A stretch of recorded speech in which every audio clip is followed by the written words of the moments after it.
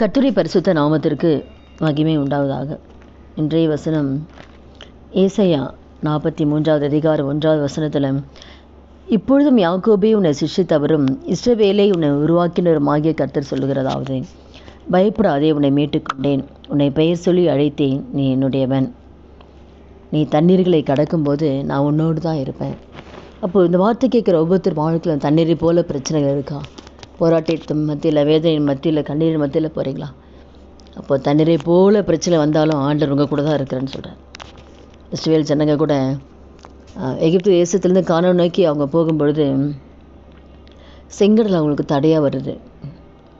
பின்னாடி பார்வோனுடைய சேனை பின்புறமாக அவங்களுக்கு விரோதமாக வருது. அப்போ ஜனங்கள்லாம் முறுமுறுக்கிறாங்க, ஆண்டவரே. அப்போ மோசையை நோக்கி முறுமுறுக்கிறாங்க, எங்களை வனாந்திரத்தில் சாகத்துக்காக கொண்டு வந்தீங்க, நாங்கள் எகிப்தில் இருந்தால் நல்லா இருந்துக்குமேன்னு முறுமுறுக்கும் பொழுது, அப்போ தான் மோசே சொல்கிறார் ஜனங்களை பார்த்து, பயப்படாதீங்க, இன்றைக்கு காணுகிற இந்த எகிப்தரை இனிமேல் நீங்கள் பார்க்க மாட்டீங்க, கர்த்தர் உங்களுக்காக யுத்தம் பண்ணுவார், நீங்கள் அமைதியாக இருங்கன்னு சொல்லி மோசே சொல்கிறார். அப்போ மோசே தன் கையை சமுத்திரத்து மேலே நீட்டும் பொழுது செங்கடல் இரண்டாக பொழுது கர்த்தர் முழுதும் பலத்த கீழ்காட்சி அனுப்பி அது வறண்டு போக பண்ணுறாரு பாருங்கள். செங்கடலை ரெண்டாக வனாந்திரமாக கர்த்தர் மாற்றுறாரு. அப்போ வறண்டு போக பண்ணி அது நடுவில் ஜனங்க போகிறாங்க பாருங்கள்.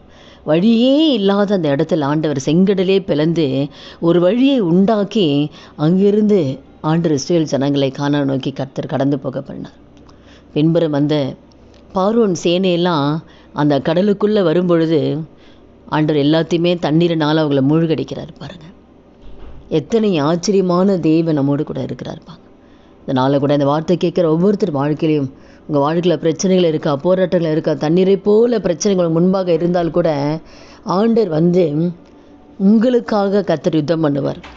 உங்கள் வாழ்க்கையில் கர்த்தர் கூட இருந்து எப்படி இஸ்ரவேல் ஜனங்க வாழ்க்கையில் வனாந்திரத்தில் ஒரு வழியை உண்டாக்கினாரோ, இந்த வார்த்தை கேட்குற ஒவ்வொருத்தர் வாழ்க்கையில் வனாந்திரமான உங்கள் வாழ்க்கையில் கர்த்தர் ஒரு வழியை உண்டாக்க போகிறார். ஒரு புதிய காரியத்தை ஆண்டவர் செய்ய போகிறார். எப்படி செங்கடல் ரெண்டாக பிளந்தாரோ, உங்கள் வாழ்க்கையில் இருக்கிற பிரச்சனைகள், போராட்டங்கள், வேதனைகள், கண்ணீர்கள் எல்லாவற்றையும் கர்த்தர் மாற்றி உங்கள் வாழ்க்கையில் ஒரு வழியை கர்த்தர் ஆயத்தப்படுத்தி கர்த்தர் உங்களை ஆஸ்வதிக்க போகிறார். அதனால் சோர்ந்து போகாதீங்க, கர்த்தர் உங்கள் கூட தான் இருக்கிறாரு. ஆண்டவர் நிச்சயம் உங்கள் வாழ்க்கையில் பெரிய காரியம் கர்த்தர் செய்து கர்த்தர் சாட்சியாக நிறுத்துவார். ஜெபிக்கலாமா? துதிகள் மத்தியில் வாசம் நல்ல தகப்பனே, இயேசுவின் நாமத்தோட சமூகத்தில் வருகிறோம். அந்த வார்த்தை கேட்குற ஒவ்வொருத்தர் வாழ்க்கையில் ஆண்டவரை வனாந்திரத்தில் வழியை உண்டாக்கிக்கிற தேவனப்பா, பிள்ளைகளுக்கு ஒரு வழியை உண்டாக்கி அற்புதத்தை செய்து உங்கள் நாமத்தை மையப்படுத்துங்க. இயேசுவின் நாமத்தில் பிதாவே, ஆமேன்.